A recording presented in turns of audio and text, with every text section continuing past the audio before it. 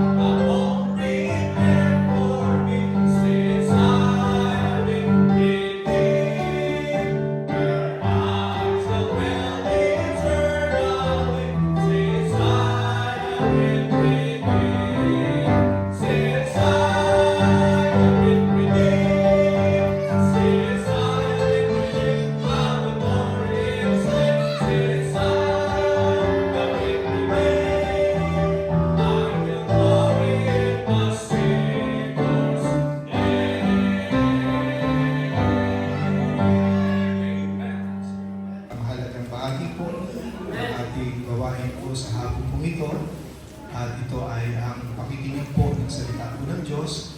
At salamat po sa Panginoon na meron po tayong tagapagsalita, no? So sa hapon po ito, at alam po na gagamitin po siya ng Diyos, no? So sa ating sa mensaheng ihatid po sa atin sa hapon ito.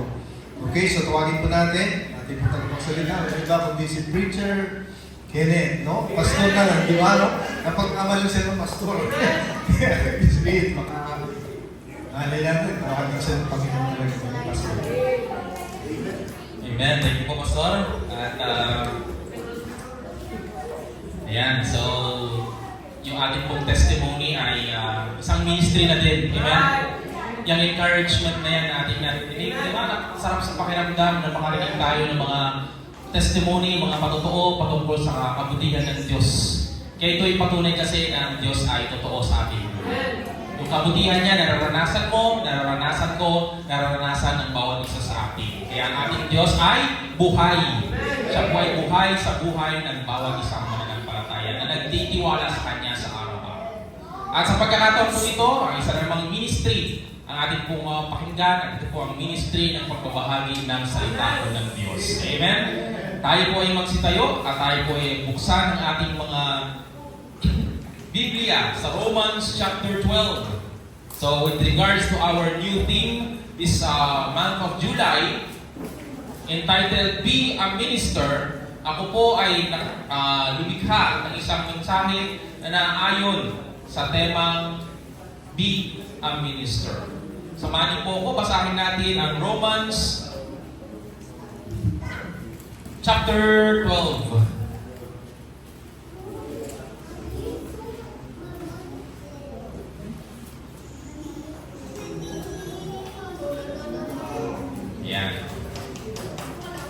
Tayo po ay mabasa sa word. It says 1 hanggang 8. Nakita niyo na po? Salitan po natin basahin. Then sa verse 8, sabay-sabay po tayo. Romans chapter 12, verses 1 to 8. I beseech you therefore, brethren, by the mercies of God, that you present your bodies a living sacrifice, wholly acceptable unto God, which is your reasonable service.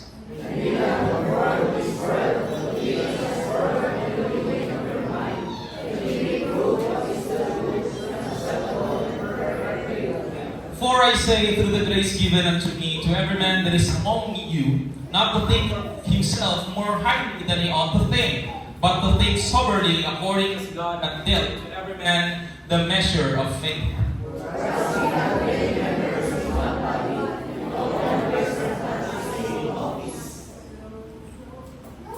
Verse 5. So we, being many, are one body in Christ, and everyone members one of another.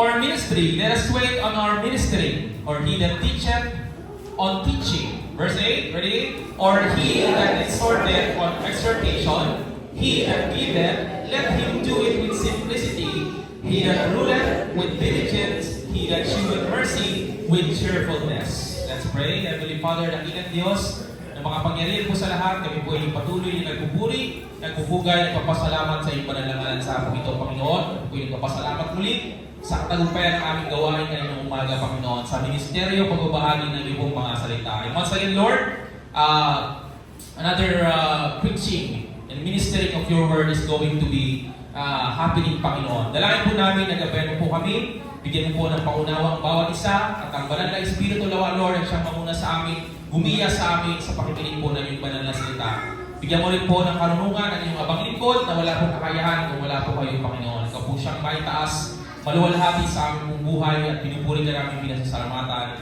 In Jesus' mighty name, we pray. Amen. Okay. So bago po tayo magsimula sa aking mensahe, ay nais kong i-review kung ano po ang binahagi sa atin ng ating pastor kanina. Okay, patungkol po sa temang Be a Minister. So kanina po ay binahagi sa atin ng Panginoon ng ating pong pastor ang mensahe pinamagatang called to be a minister. Tama ba? At sa kanya pong mensahe ay ibinahagi niya na tayo daw po bilang mananampalataya should minister to others.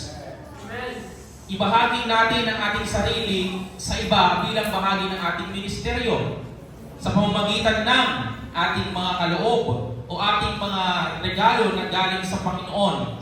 Ay gamitin natin yon sa kapurihan ng ating pong Panginoon.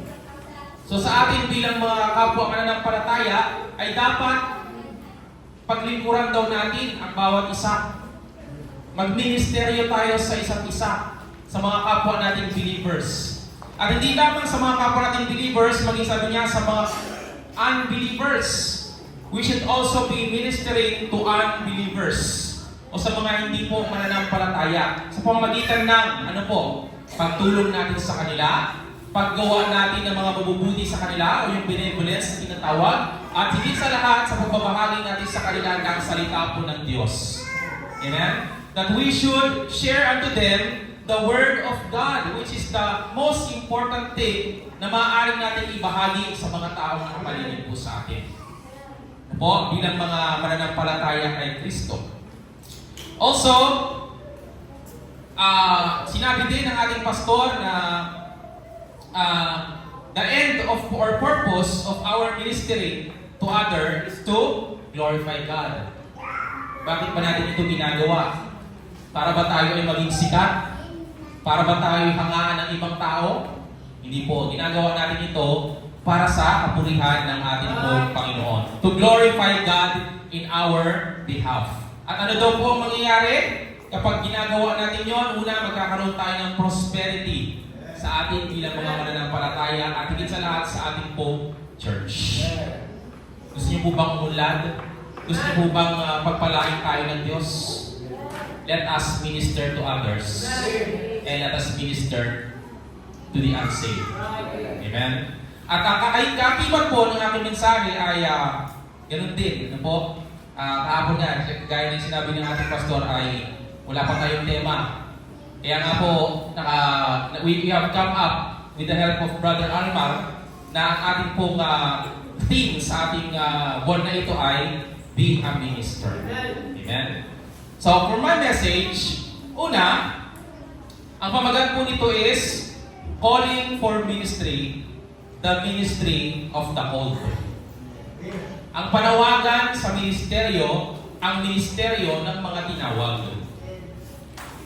We can all agree that if a person is saved, God has already called you in the ministry. Nung ika'y nakakilala sa Panginoon, ika'y naligtas, yun po ang pasimula ng pagtawag sa iyo ng Diyos sa ministry. O sa gawain po ng Panginoon. Ano po ba yung ministry na ito? Marami kasi tayong mga ministry.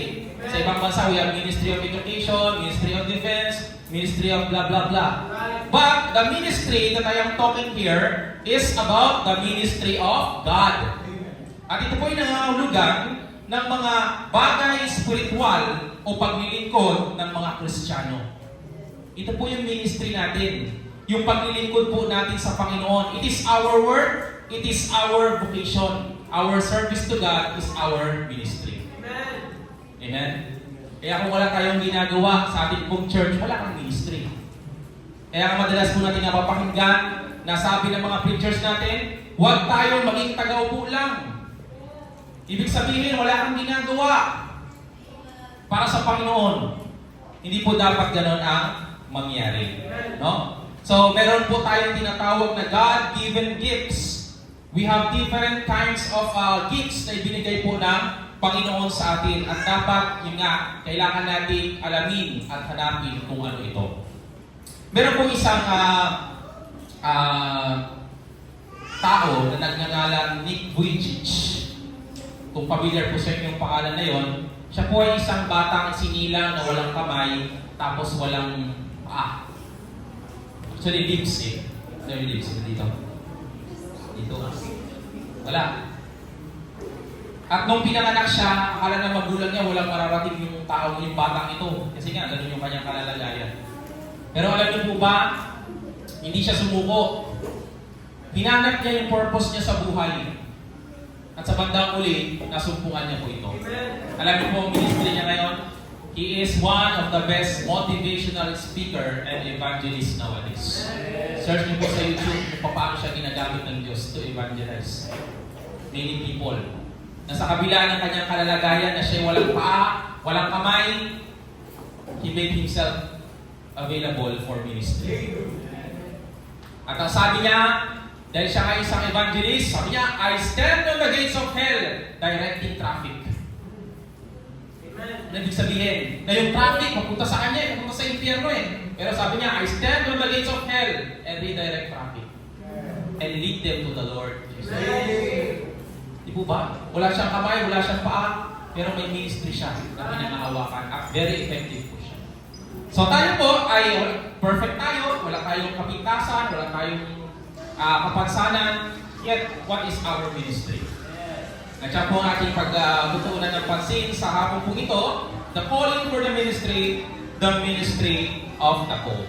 So mula po dyan sa ating binasa, sa verse 1, tingnan natin, I beseech you therefore, brethren, by the mercies of God, that you present your bodies a living sacrifice, wholly acceptable unto God, which is your reasonable, what? Service.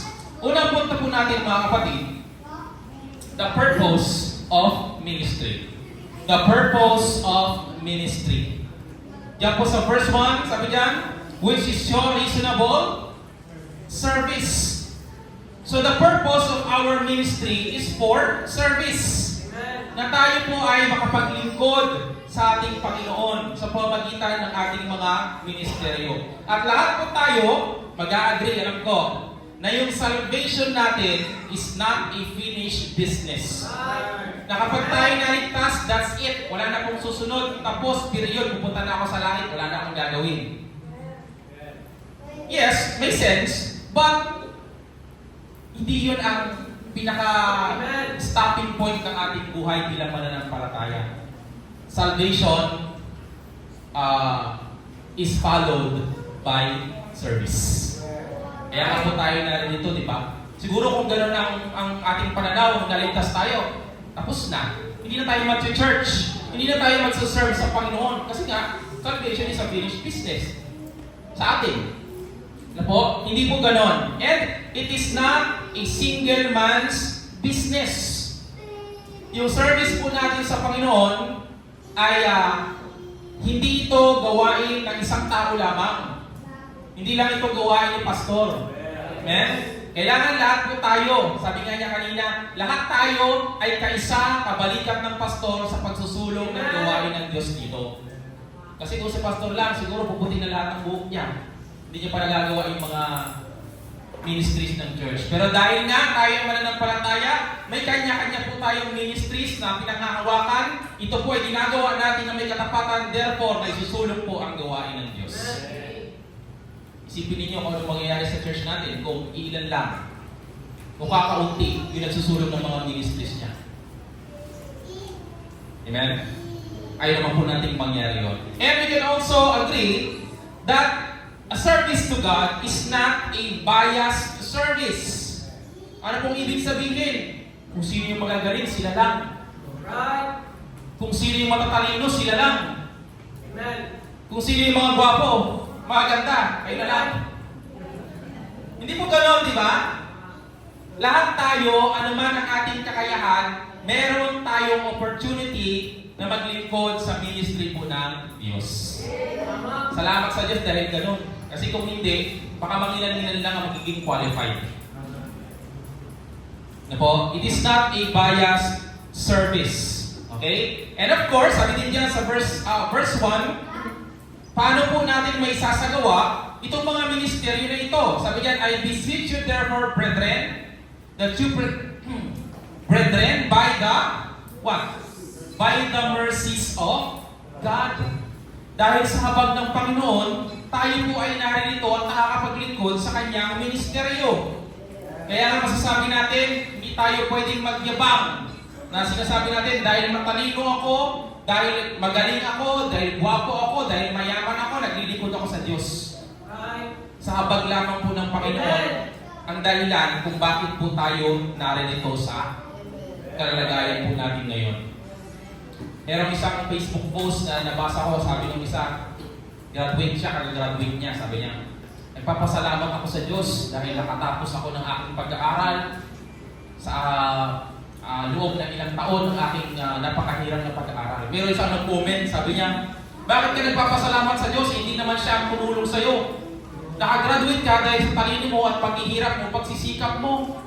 Napakamaling napakamaling konsepto ng tagumpay. Ano po? So yung isa, kinikilala niya na nagawa niya yun sa pamamagitan ng habag at biyaya ng Panginoon. Samantalang yung isa, sa sarili niya lang. Ano po?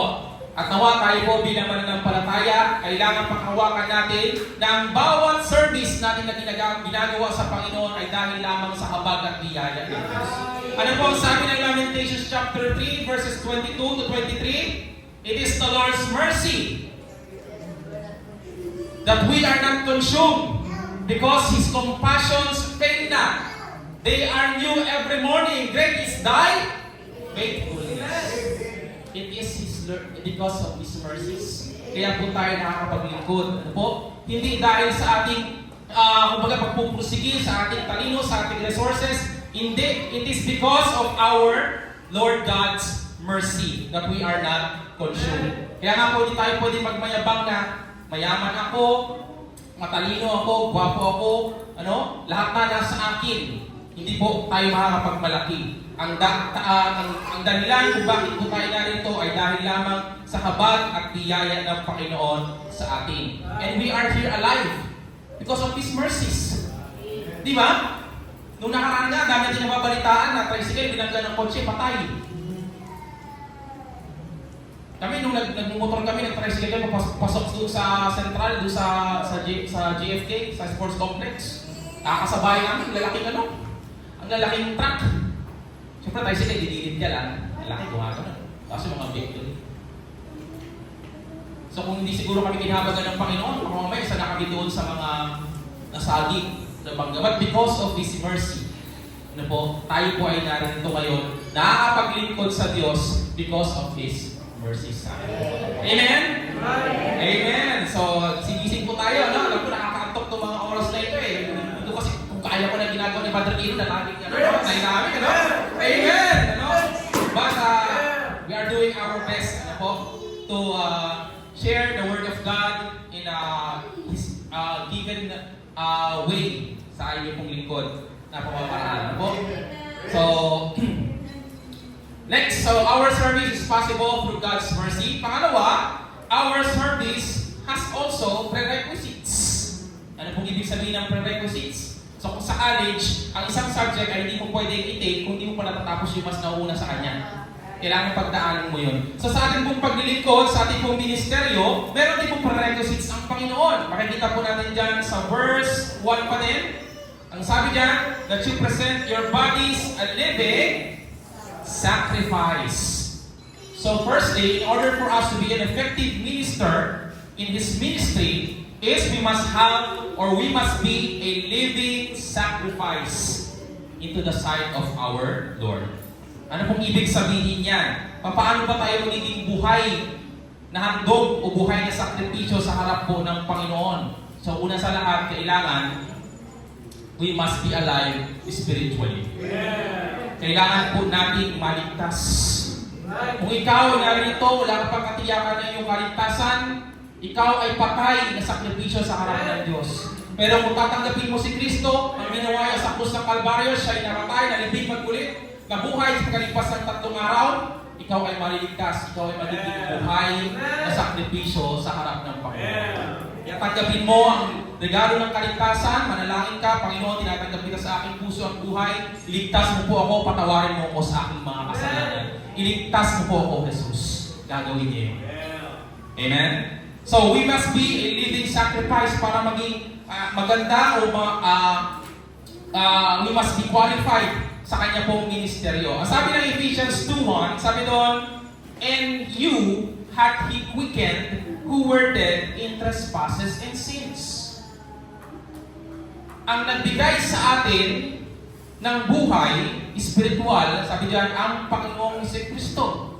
He had quickened you. Na kung saan dati sabi daw, ikaw ay patay sa mga kasalanan mo. But because you encountered or we encountered the grace of God, we are now alive. We are quickened from death unto life. Amen? Thankful po ba tayo doon? Na tayo ngayon ay ligtas na, tayo ngayon ay may buhay na. I am not talking about physical life, I am talking about spiritual life.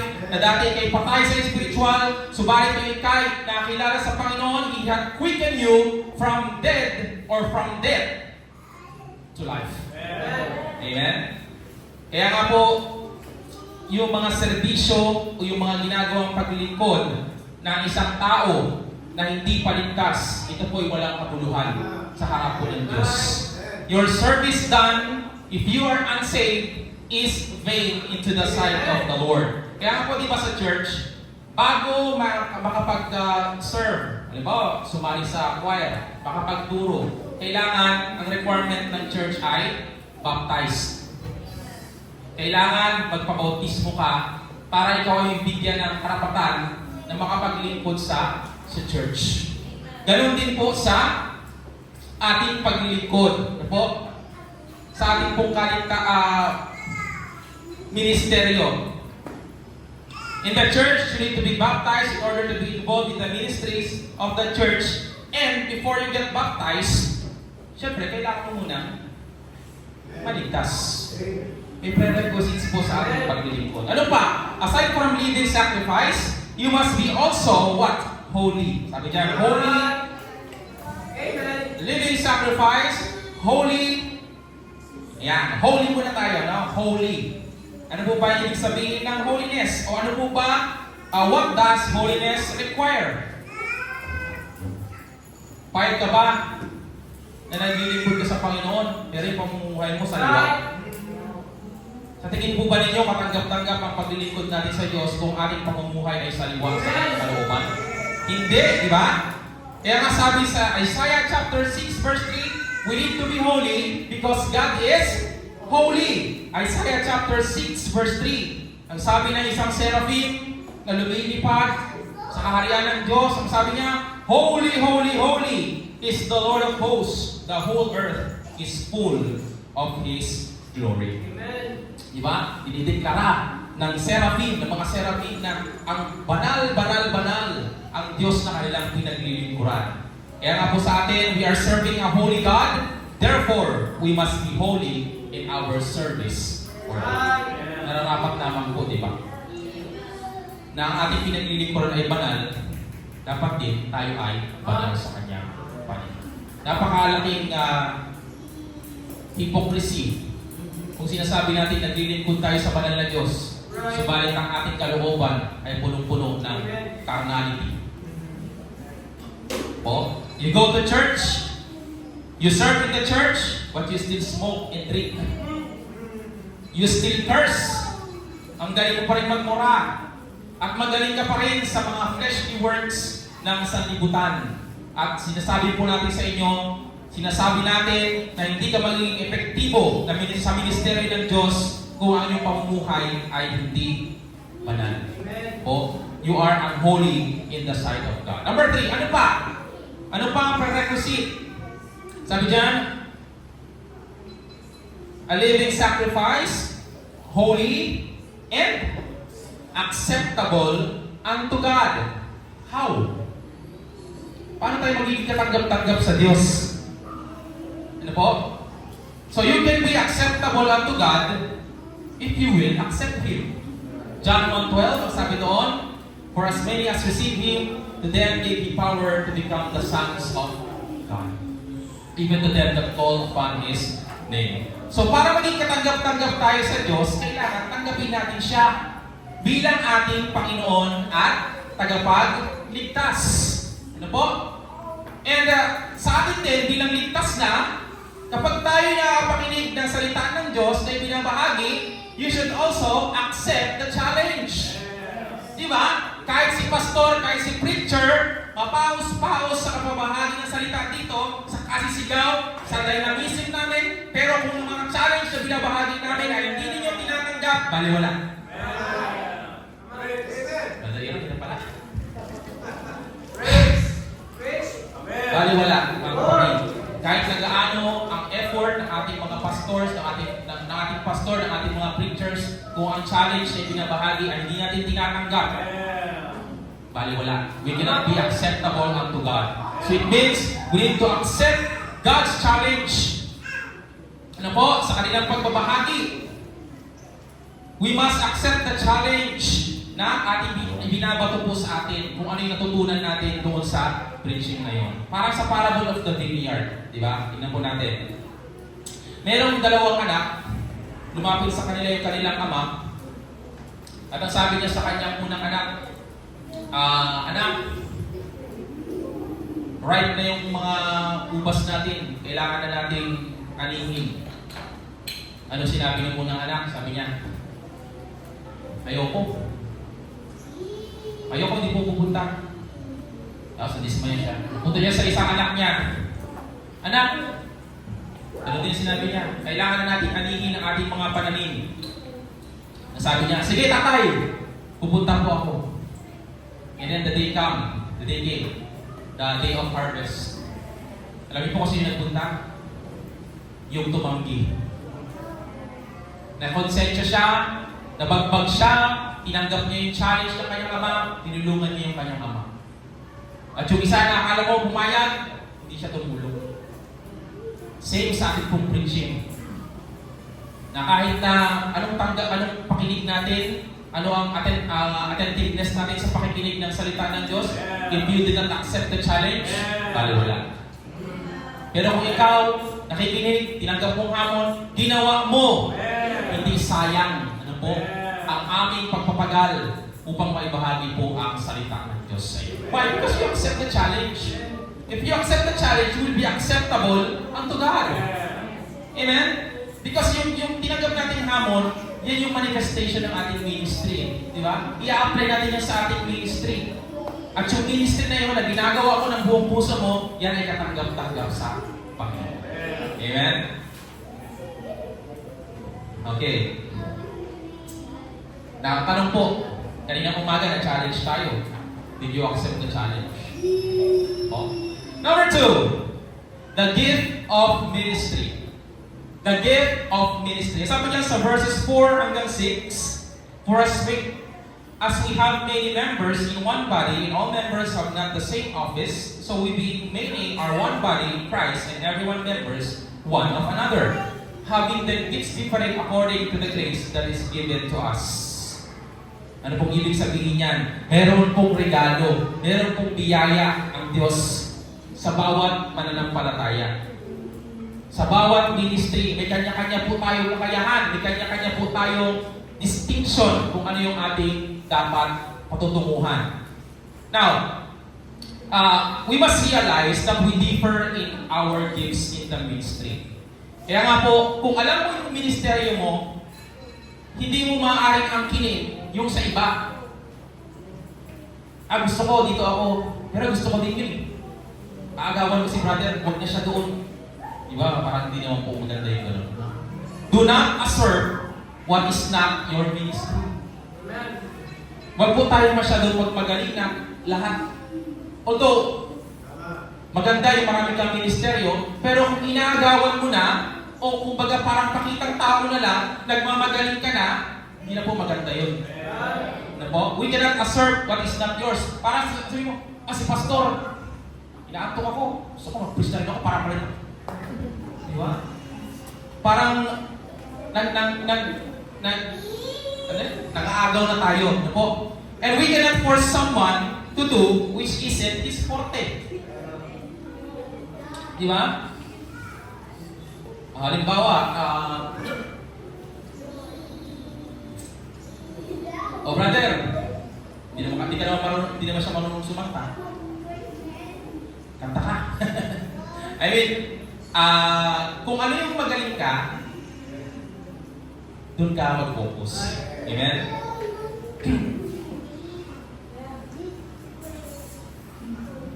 Okay, another, if we have gifts in our own ministry, then what must we do? Yan po. So, maliwanag po sa atin. Maliwanag po ba? Amen? Bawat isa sa atin may mga ministry. Ano po ang ating gagawin? So, una, syempre, we must be committed sa ating pong mga ministeryo. So, lahat po tayo, meron tayong kinakaharap ng mga trials, may mga kahinaan po tayo, and even sometimes stumbling blocks along our way bilang mga mananampalataya sa Panginoon. Pero wag po natin hayaan na yung mga bagay na yon ay maging dahilan para give up po natin ang ating mga ministry. Diba? Ay, malaking problema ako. O si brother, na-open ako kay brother, ayoko na mag-choir. Si pastor, pinapatamaan na ako lagi, hindi ako mag-preach. Magre-resign na ako, ayoko na magturo sa Sunday school. Hindi po ganun. Diba? Ito pong ministry na tinanggap natin ay hindi po basta-basta na kapag napaso tayo o nagsawa na tayo, ayaw na. Kailangan po natin ng commitment. And by the way, commitment means it is the state or quality of being dedicated to a cause. And that cause is the most important above anything. Yung cause na yun, yung ating pong pagmamahal kay Kristo. Yung ating pong paglilingkod kay Kristo. Kaya nga, hindi po natin dapat itong i-give up kapag ayaw na natin. O kapag hindi na maganda yung mga nangyayari sa ating paligid. Maganda o hindi, magpatuloy tayo sa ating mga ministeryo. Amen? Huwag po tayong susuko. Let us be dedicated to our ministry. Yes, you're right. You might get cold. Manlalamig ka. Ma-offend ka. Marami kang magiging mga problema. Pero huwag mong hayaan na yun ang magpabagsak sa'yo. Yes, brother, hindi na ako nakakatid ng prayer breakfast. Attend ka ulit. Yes, brother, hindi na ako nakakapunta sa choir eh. Balik ka na. Diba? Ang mahalaga, magpatuloy po tayo. Amen? Huwag po tayong kuminto. Another, aside from being committed, pangalawa, the gift of ministry is to be teachable. Maging mapagpapuro po tayo. Alam niyo po ba, walang isa sa atin na magaling na pagdating po sa ministry. Si Brother Aaron, hindi siya magaling agad mag-preach nung bata-bata pa kami. Ako, nung bago akong mananampalataya dito, hindi ako agad magaling magturo. Akala ko magiging madali sa akin magtuturo kasi graduate ako ng teaching. Pero iba pala, pagdating sa ministeryo po ng Panginoon. That is why it's very important na tayo po ay maging teachable. Maging open po tayo sa pagbabago o sa pagtuturo ng ating mga seniors. We ask for their advice and we are humble enough to change when we are corrected. Bisa kasi pag ino-correct tayo, parang nagtatampo pa tayo. Diba? Parang akala natin, ang galing-galing na natin, ayaw natin ang pagkukorek ng iba. Hindi po. Sa ministry, it is a process po. Kailangan ka mag-undergo sa process para maging perfect ka doon sa ministry mo. Another, aside from being teachable, sa ministry din, you need to be inspired. Wow, inspired. Diba yung mga teach natin, kapag nandyan si Crush, ang hilig-hilig pumasok. Amen. Yung elementary ako, katabi ko yung crush ko. Amen. Kapag katabi ko yung crush ko, very inspired ako ano. Diba? Nung elementary na, yun yung ano. Yan. Okay, naman pag-uwi. Okay, what I mean is, if you are inspired, especially in the ministry, mas gagalingan mo, mas magiging eager ka na gawin yung ministeryo mo. Ano po? Ano po ibig sabihin ng being inspired? I think we can effectively serve in the ministry if we are inspired. Inspired by whom? Inspired by the love of Christ. Diba? Anong sabi po ng 2 Corinthians 5:14? For the love of Christ, what? Constrained us. Ang pagmamahal ni Kristo ang siyang nagbubunsod sa atin upang gawin ang isang bagay na may inspirasyon. And by the way, inspiration means, sabi ng dictionary, the process of being mentally stimulated to do or feel something, especially to do something creative. Diba? Kaya nga yung mga in love napakagaling gumawa ng love letter. Amen. Napaka-creative sa panliligaw, diba? Kasi nga, inspired. Ganon din sa atin, kapag tayo po ay isang Kristiyano, mas matindi ang ating pong ministeryo, yung performance natin sa ministry, if we are inspired. Po? And then our greatest inspiration is the sacrificial love of our Lord Jesus Christ, whom He redeemed us from our sins. Amen? So we can effectively do and serve in the ministry if we are entrusted, if we are inspired by Christ. No? Lahat po ng bagay magagawa natin sa ating ministeryo kung tayo po ay inspired sa Panginoong Jesucristo. I mean, anything. Lahat. Kasi sabi ng Philippians 4:13, what? I can do all things through Christ which strengthened me. Di po ba? At ganoon din sa ating ministry, lahat ng bagay upang ito'y mapaunlad ay magagawa ko sapagkat si Kristo ang nagbibigay ng kalakasan sa akin. Amen? Number 3. Last point po natin. Last point na po. Sabihin nyo amen? Amen! Okay. So number 3 po, the diversity of ministry. When we say diversity sa education po, we have what we call diverse learners. That every learner is different from each other. We have different kinds of learners in our classroom. Diverse. Kaya nga po yung mga strategies namin, iba-iba sa bawat klase ng bata. Ganon din po sa ating church. We have the diversity of our ministry. Verses 6 to 8, basahin po natin. Tignan natin. Ito po yung mga halimbawa. Yan. Verse 6, having been gifts differing according to the grace that is given to us, whether prophecy, let us prophesy according to the proportion of faith, or ministry, let us wait on our ministry, or he that teacheth on teaching, or he that exhorteth on exhortation, he that giveth, let him do it in simplicity, he that ruleth with diligence, he that sheweth mercy with cheerfulness. So we can conclude there na mayroon pong iba't ibang klase ng ministeryo according to the gifts being given unto us. Po, in-enumerate niya, inisa-isa niya yung mga gifts na yan. Pero to tell you frankly, mga kapatid, yung mga ministries dyan, iba po obsolete na. We do not believe in prophesying anymore. We do not believe on dreams, on visions.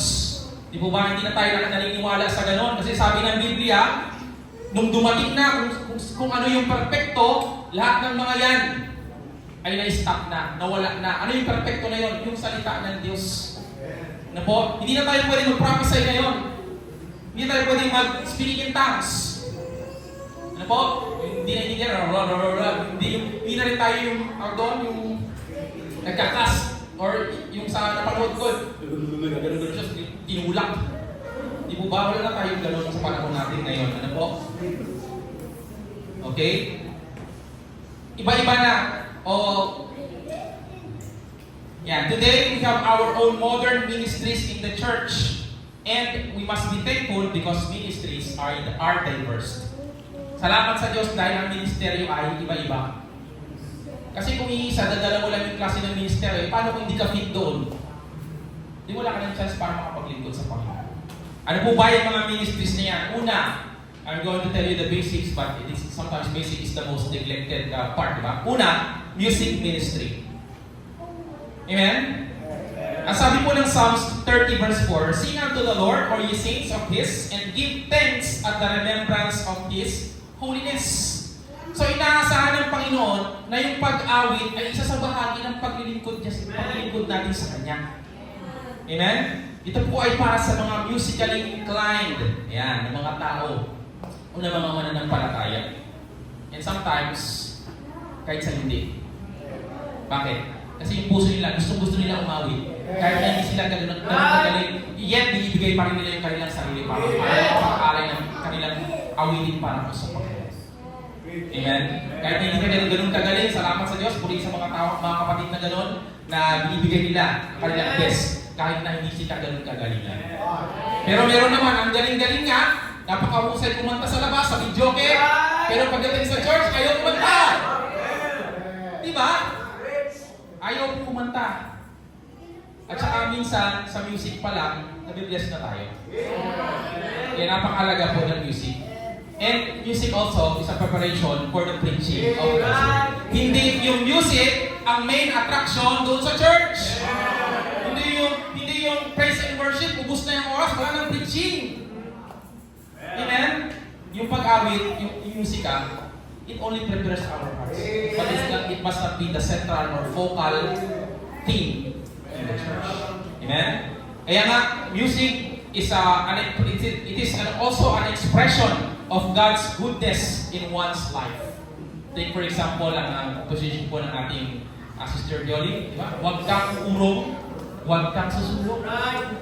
At yung awitin na yon ay nakapag-motivate, nakapagpalakas ng maraming mga pastors decades ago at hanggang ngayon patuloy na nagpapalakas sa mga manggagawa upang magpatuloy sa kanilang pong ministry.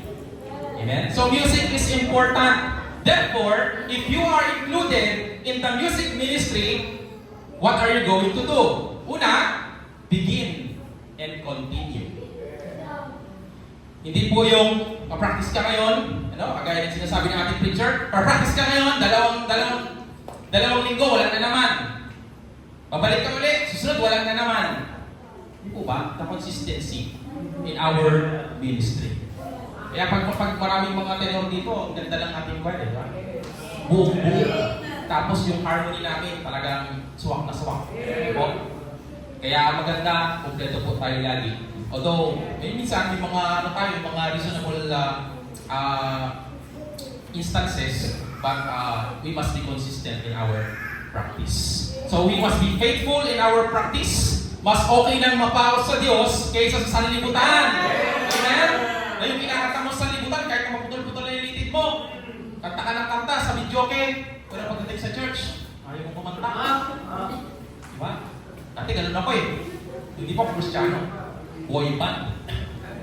Habang nagiinuman kami, hanggang madaling araw, kanta ng kanta, mga matataas na, kaya mapiyok-piyok na.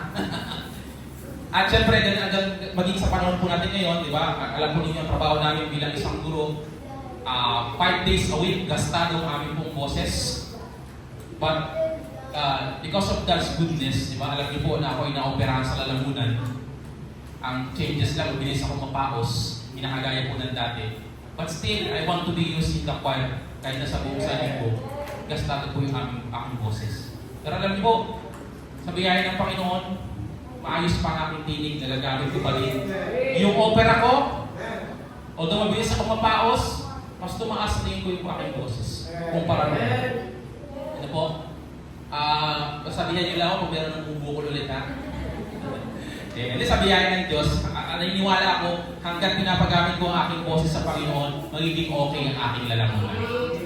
At ganoon din po sa atin. No? So we need to be consistent, begin, and continue. Ano pa? Pangalawang ministry, the teaching ministry. Alam niyo po, ito ang pinakamahalagang ministeryo sa ating pong church. Hindi po lahat binibigyan ng pribilegyo na magturo at makapag-preach sa inyong pong harapan. Kaya nga po tayo mga men, nagpapasalamat tayo sa ating pastor na tayo meron chance, the opportunity, the privilege to preach the Word of God. Po, hindi lamang po kami, maging ang mga teachers sa Sunday School, yung ating po for kids, sa ating po mga teens, sa ating po mga adults, kayo din po ay pinagpala sa ganitong klase ng ministeryo. Kaya ang challenge po sa atin, magpatuloy po tayo. It is the most important ministry in the church. Why? Because the teaching and preaching ministry is the channel wherein God's Word is being proclaimed in the midst of the people. Ang sabi ng Romans chapter 10 verse 14, sabi doon, how shall they hear without a preacher, without a teacher, without the pastor? Hindi po ibabahagi ang salita ng Diyos kung wala si pastor. Wala tayong mga men natin. Wala kayong mga teachers. Kaya napakahalaga po ng ating pinangangawakang ministeryo sa church na ito. Kaya pakalagaan po natin ang ating pinagkatiwalang ministeryo sa atin. Okay? So, music ministry, the teaching ministry, and lastly, okay, amen. Okay, amen. Lastly, the diversity of ministry, the servitude. Servitude. Pato. Servitude. Ayan. Yung paglilingkod. Ano pong ibig ko sabihin? Alam niyo po ba na lahat tayo pwedeng magkaroon ng ministry? Lahat tayo. Oo, lahat tayo. Kahit na hindi ka magaling kumanta, hindi ka magaling magturo o mag-preach, pwede ka pa rin magkaroon ng ministry. Bigyan ko kayo ng idea kung ano yung mga yan. Una, praying one another. The prayer efforts ng mga kababaihan natin, mga kalalakihan natin, although wala kang ibang ministry, pero doon sa prayer, kasama ka, hindi lamang doon sa collaboration yun, maging sa bahay, pinag-pray mo si pastor, pinag-pray mo sila, si kapatid. Ministry din po yun. Kaya nga sa prayer sa aming pong prayer mag-asawa, Lord, i-bless mo po lahat ng mga kapatiran, kung sino man po may mga sakit, kung sino man po ang nanlalamig, Lord, panambalikin mo po sila. Ministry din po yun. At sana ganun po tayong lahat na ipinanalangin natin ang bawat isa po sa atin. Another, encouragers. Yung mga nagpapalakas ng loob. Na yung presence mo pa lang, inausap ka na ganito, lumakas ang loob mo. Ministry din po yun. Yung fellowship, kasama si kapatid, kapag yung isa nanihina, na sinamahan mo, na lift up, na lumbalik sa church, ministry din po yun. Cleaning, paglilinis. Di mo ba, kapag cleaners ka, linisin mo yung church, mag-alay ka ng bulaklak, ministry din po yun. Paglilingkod pa rin po yun sa Panginoon. Another, traffic directors, kapag maraming sasakyan dyan, inaayos mo, ministry din po yun. Ano? Driving. Dati, sira na yun natin. Ministry din po yun, mga kapatid. And, ito po, even, tignan po ninyo, even the least act of service done for the Lord is a ministry. Nakita mo si Buddy, tumaki. Inakot mo. Binawon mo. Tapos nilinis mo. Ministry din po yun. Di mo ba? Yung church nakita mo sarado, bukas, nakalimutan isang sinarang. Ministry din po yun, mga kapatid. What I mean is even the least.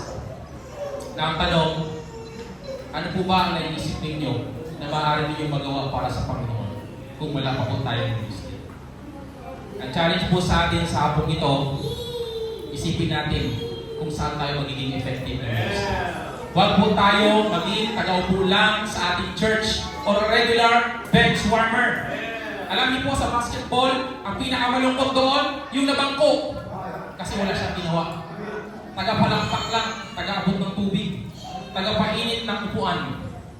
Di wala siya nakascore ng isang puntos. Ano po? Let us search or let us think of our ministry.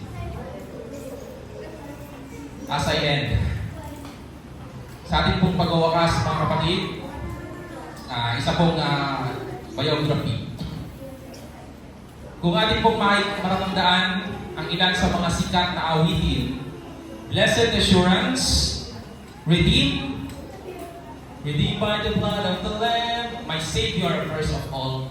Ito pong legendary songs, mga legendary songs na ito, hymnal songs, ay na-compose.